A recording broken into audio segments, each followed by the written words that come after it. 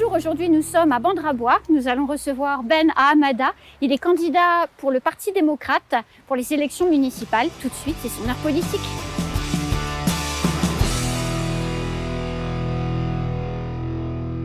Ben Ahamada, bonjour. Bonjour. Bienvenue sur le plateau de l'heure politique. Enchanté. Vous êtes candidat ici à Bandrabois pour les élections municipales de mars prochain. C'est votre première candidature, Ben ? Oui, en effet, je suis candidat aux élections municipales de 2020 et c'est ma première candidature, effectivement. Et qu'est-ce qui conduit un homme comme vous, qui a du travail, une famille, à prendre le chemin de l'engagement citoyen ? Moi, personnellement, j'ai été inspiré par l'associatif, puisque depuis Métropole, depuis Bordeaux, j'ai été président de l'association qui s'appelait Maïs Gironde à Bordeaux, et dans lequel j'ai vu pas mal de jeunes qui venaient de Mayotte et qui sont arrivés là-bas dans des souffrances, dans des difficultés. J'ai été obligé en quelque sorte de les aider et parfois même de les faire dormir chez moi. Et ça m'a attiré dans le monde, pas forcément de la politique, parce que c'était pas un parti politique, c'était une association, mais petit à petit, j'en suis arrivé au monde politique de façon automatique. Et donc après vos études en métropole, retour à Mayotte, et comment cet engagement que vous aviez commencé jeune pendant vos études à Bordeaux, comment vous l'avez continué ici à Mayotte ?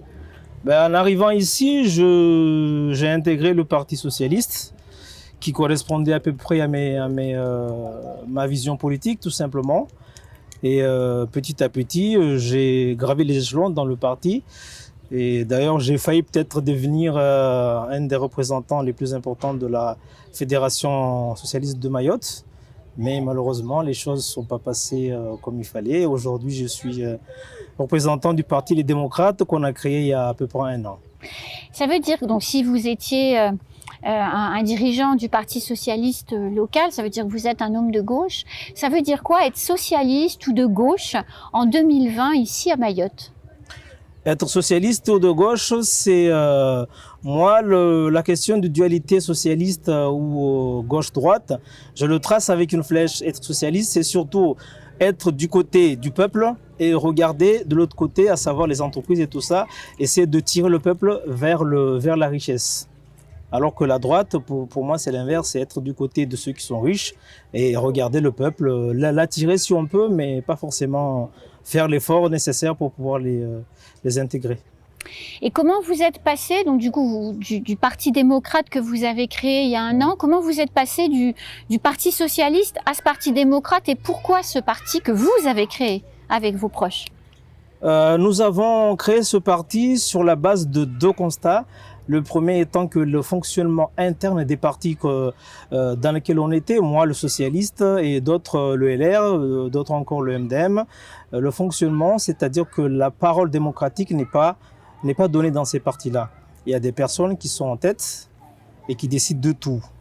Pour nous, ce n'est pas de la démocratie. C'est d'ailleurs pour ça qu'on a décidé d'appeler notre parti les démocrates, parce que chez nous, même si vous arrivez aujourd'hui même, vous avez la parole comme tout le monde, vous avez votre place comme tout le monde. Et ça veut dire quoi être démocrate alors, pour que les électeurs comprennent bien votre démarche ? Être démocrate, c'est encore une fois ce que je viens de dire, c'est qu'aujourd'hui, nous, on a décidé que la manière de conduire une mairie, par exemple, n'est pas bonne, parce qu'on décide des projets sans en avoir d'abord fait part à la population. Nous, on veut faire les choses autrement. D'abord, passer par la population, parce que la démocratie, c'est passer d'abord par la population avant de décider quoi que ce soit. C'est notre manière de faire aujourd'hui. C'est pour ça.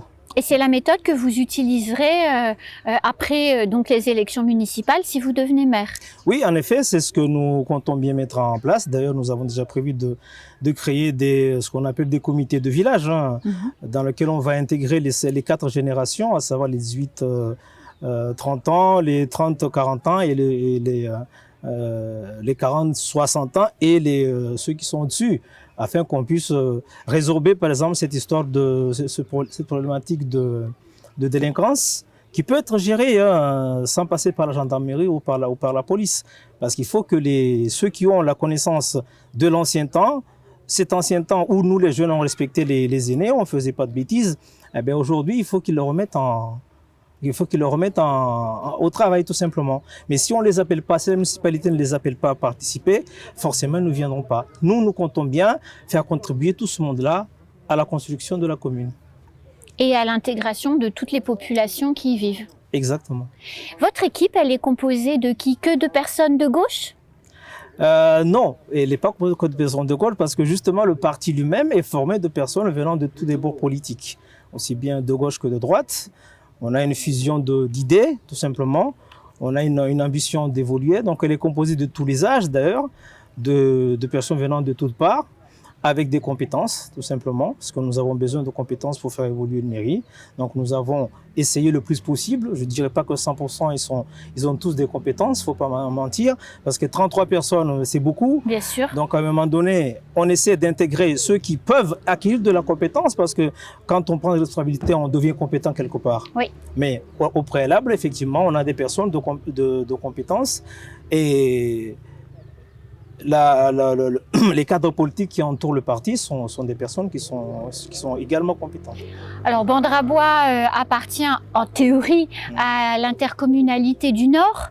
Le maire actuel et puis les maires des autres communes concernées par cette intercommunalité ont échoué à la mise en place de cette entité qui est très importante pour le développement communal et on le voit avec les réalisations sur le reste du territoire de Mayotte. Quels engagements vous pouvez prendre vis-à-vis de la population pour que la population, en votant pour vous, soit sûre que vous contribuerez à régler le problème d'ego entre les maires qui veulent pas lâcher le pouvoir?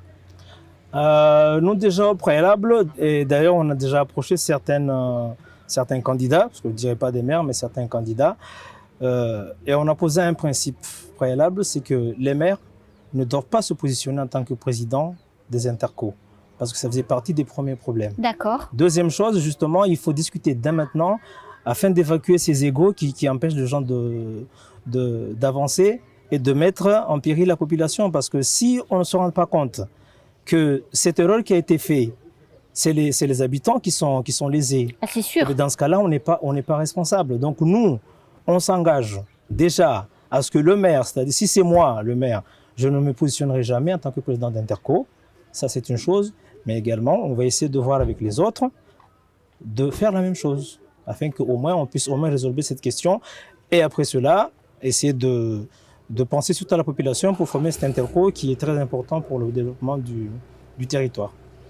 Alors, quand vous ne faites pas de politique, vous êtes enseignant, je crois. Oui, je suis enseignant. Et vous enseignez quoi? J'enseigne les mathématiques et de l'informatique au lycée de Coconi. Au lycée agricole? Lycée agricole, oui.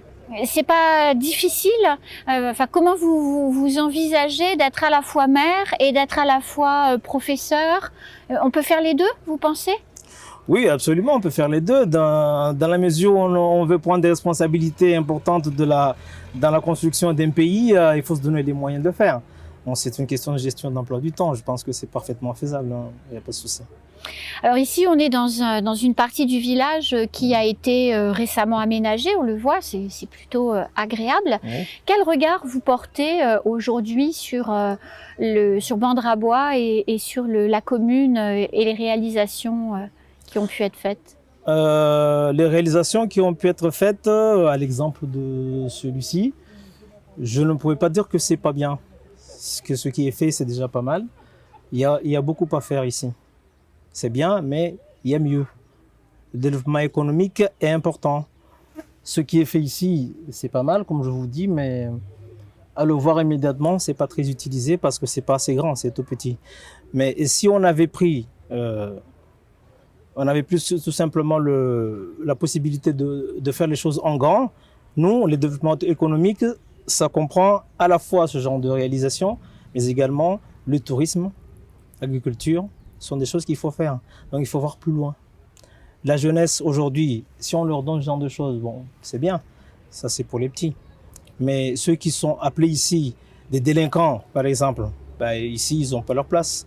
Aujourd'hui, ce qu'on appelle les MJC ou les foyers de jeunes, ce sont des choses qui ne sont plus adaptées à la situation des jeunes d'aujourd'hui. Il faut voir autre chose. Donc les centres culturels, qui serait bien équipé déjà, informatiquement et avec les éléments qu'il faut. Ça, ce sont des choses qu'il faut mettre en place parce que l'avenir de demain sont les enfants d'aujourd'hui. Si aujourd'hui on ne les prend pas en compte, parce qu'on préfère refaire les mêmes choses, les mêmes erreurs, les stades sportifs aujourd'hui, ben, c'est ce qu'on appelle des aires de jeu, c'est pas des stades sportifs. Donc il faut refaire tout ça afin qu'on soit vraiment dans une commune qui est une commune française. Aujourd'hui, c'est pas le cas. Et vous pensez que le fait d'être professeur au lycée, donc avec potentiellement aussi des jeunes qui ont l'âge de faire des bêtises quand ils sont pas à l'école, vous pensez que c'est une chance pour Bandrabois s'ils vous choisissent, enfin si les électeurs vous choisissent comme maire?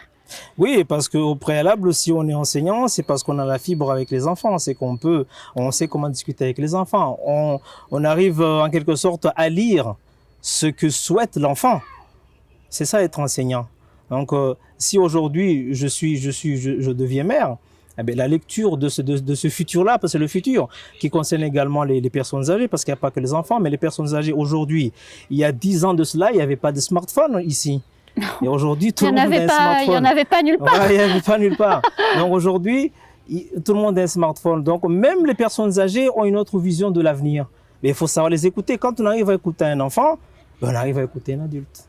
Donc je pense qu'être enseignant, c'est un atout pour être un bon magistrat. Et cette méthode de travail-là, de l'écoute, de la concertation, ça fait plusieurs fois que vous le répétez depuis le début de l'entretien. Ouais. Vous l'aurez aussi avec vos adjoints que vous choisirez parmi les élus qui sortiront des urnes le 22 mars? C'est ce que j'espère beaucoup. Et d'ailleurs, je leur ai dit, tous mes adjoints, quand je suis allé les solliciter pour entrer dans la liste, que moi, je ne veux surtout pas être un chef. Je vais peut-être être un chef d'orchestre, mais pas un commandant qui fait tout. Chacun doit avoir ses responsabilités, et quand on a une responsabilité, on l'assume. Donc, cette façon, comme je vous dis, d'écouter les gens, déjà, c'est de leur donner une responsabilité. Après, c'est à eux de venir me voir s'ils ont besoin de moi, mais ils ont des responsabilités, donc c'est déjà une écoute. S'ils ont besoin de moi, je suis là pour former un groupe cohérent qui fasse le travail pour la population. Mais pas pour être le chef et être beau et joli et porter une jolie cravate. Oui, mais c'est un plus. Oui, effectivement. Est-ce que Ben Hamada sera le prochain maire de Bandrabois? Réponse, le 22 mars. Et vous ne serez pas le chef non plus au niveau de l'intercommunalité? Non,